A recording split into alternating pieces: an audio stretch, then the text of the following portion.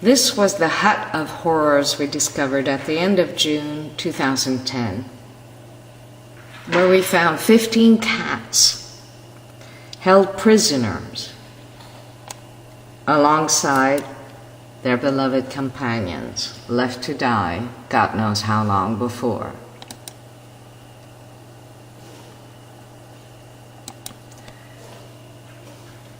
This is the body of a cat left to die on top of a heap of filth accumulated over the years.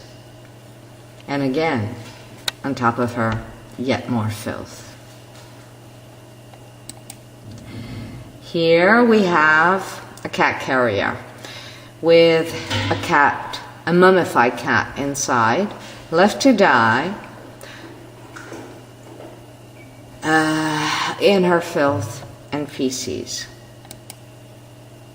Here we have an adult cat who died from we do not know what, hunger, disease, and left perhaps to be cannibalized by fellow prisoners in this hut of horrors. As you may see, the flooring, the pavement of this room is not visible. It is literally covered with garbage, feces, and bodies, at least a dozen, if not more, bodies of cats and kittens. Here again, we have the remains of a tiny kitten, long-haired kitten, and here, an adult cat, perhaps its parent. Here again, another kitten that died more recently.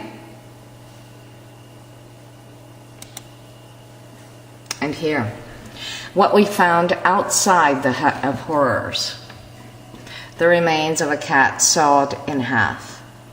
Was the cat sawed in half alive or dead? We would like to know that. We have asked magistrates for an autopsy on these remains. If this is not a case of cruelty against animals and cats in particular, tell me, what is?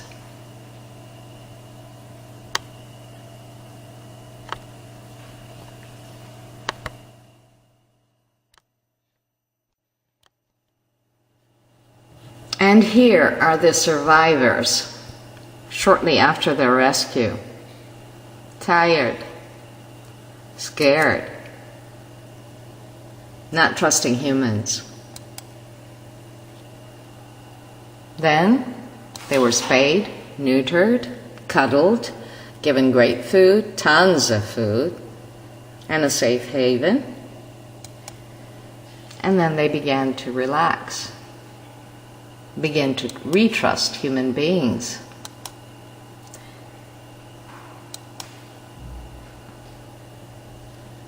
He has lost practically all his hair, and yet he loves to be cuddled and caressed. This too has lost most of his hair, but it's finally beginning to grow back. Here he is again. This one loves to sit on top of the computer table. This one loves to sit out in the boiler room with the sun raging on outside.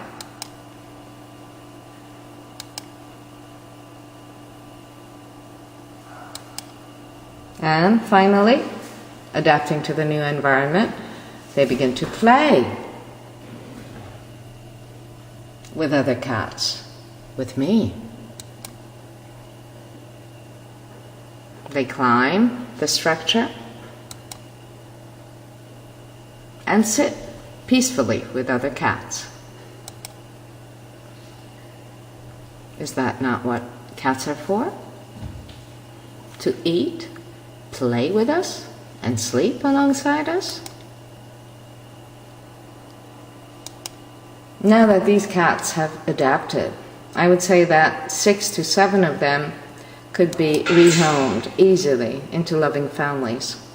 So do give us a hand to spread the news of horrors and these cats desperately in need of loving families. Do write us at our email, info@ranonlus.org. Help us to help these poor abused cats.